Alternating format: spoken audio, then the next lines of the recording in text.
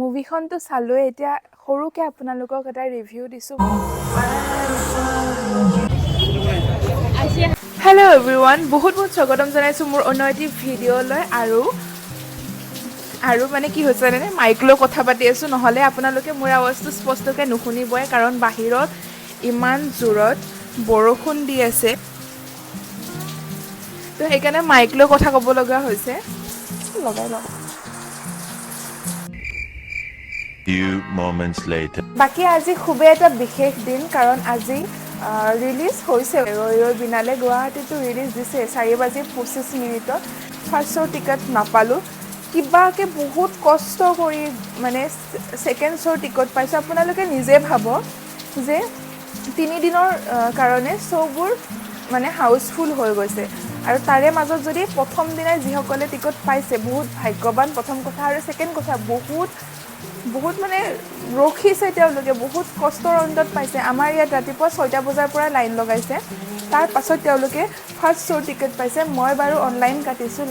line লগাব লগা হোৱা নাই কিন্তু ৰাতিপুৱাৰ পৰা ফোনটো হাতত লৈ আহিছিলোঁ আৰু যিখিনি সময়ত ৰিলিজ দিলে সেইখিনি সময়তে মই মানে খোলা দিলে আৰু টিকটবোৰ সেইখিনি সময়তে মই গা ধুব গুচি গ'লোঁ আৰু যাৰ ফলত মই ফাৰ্ষ্ট শ্ব' টিকট নাপালোঁ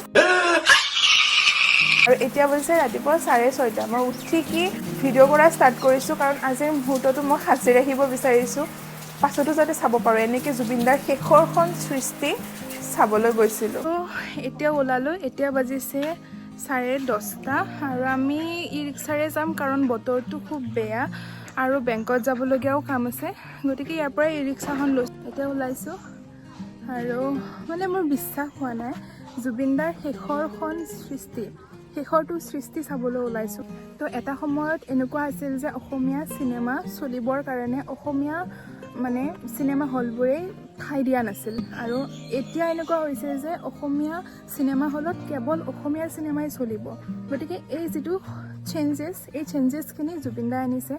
আৰু আমি এইখিনি বৰ্তাই ৰাখিব লাগিব নহ'লে জুবিন দাৰ অতদিনৰ কষ্ট সপোন এনেই যাব বাকী এইফালে মাদাৰ ইণ্ডিয়া আজি মই চিনেমা দেখাবলৈ লৈ গৈ আছোঁ টিকটৰ পইচা মোৰ ৰাইজ মোৰ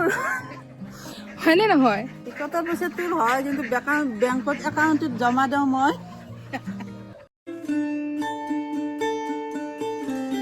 আৰু মই টি চাৰ্ট পিন্ধি পিনে আহিছোঁ তাকো হাফ টি চাৰ্ট কি ঠাণ্ডা লাগছে বেংকৰ কাম শেষ হ'ল আৰু এতিয়া 10:30 বাজো এতিয়া ওলাইছোঁ বেংকৰ পৰা ৰাইজ মানুহ চাওক মানুহবোৰে ভৰি পৰিছে আৰু যিবোৰে মানে চাই ওলাই আহি আছে চকু একদম ফুলি গৈছে কান্দি আমাৰ কি হয় ঠিক নাই আৰু এইফালে নিউজ ৰিপৰ্টাৰবোৰো আহিছে ৰাইজ অন্তৰ পৰা কৈছোঁ চিনেমা হলৰ সন্মুখত আছোঁ কিন্তু সাহস হোৱা নাই চিনেমাখন চাব তো ৰাইজ ভিতৰত আহি বহিলোঁ আৰু এইফালে চাওক একদম হাউচফুল এটা চিট খালী নাই মুভিখনৰ আৰম্ভণিতে যেতিয়া জুবিন দাক জীৱন্ত ৰূপত দেখিলোঁ বিশ্বাস কৰক ৰাইজ বুকুখনত চিৰিংকৈ মাৰিছে নাকান্দি নোৱাৰিলোঁ মোৰ চকুজুৰি দেখি আপোনালোকে নিশ্চয় ধৰিব পাৰিছে চিনেমাখন কেনেকুৱা হৈছে যোৱাকালি মুভিখন চাই আহিলোঁ আৰু চাই আহি পিনে মানে এনেকুৱা মূৰ বিষাইছে চকু মূৰ ফুলি আছে কাৰণ ফুলিবই 2 ঘণ্টা জুৰি কান্দিছোঁ 2 ঘণ্টাতকৈ বেছিহে হ'ব আৰু কান্দিলেতো আৰু মোৰ বিষাবই আৰু সৰুকৈ আপোনালোকক এটা ৰিভিউ দিছোঁ মুভিখন বহুত বেছি ভাল হৈছে এখন মিউজিকেল মুভি হয় য'ত কেৱল মৰম আছে খং আছে অভিমান আছে গান আছে মানে প্ৰেম আছে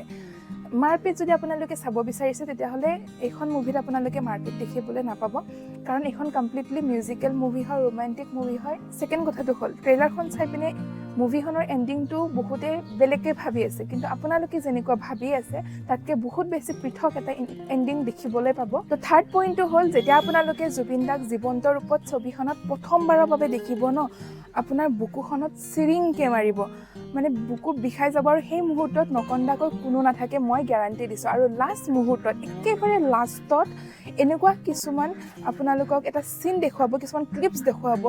যিটো দেখাৰ পিছত আপোনালোকে কান্দি উঠিব আৰু এটা গান আছে যিটো গান শুনি আপোনালোকৰ গাৰ নোম শিয়ৰি উঠিব ফৰ চিয়'ৰ বাকী শেষত জয় জুবিন দা জাষ্টিছ ফৰ জুবিন গাৰ্গ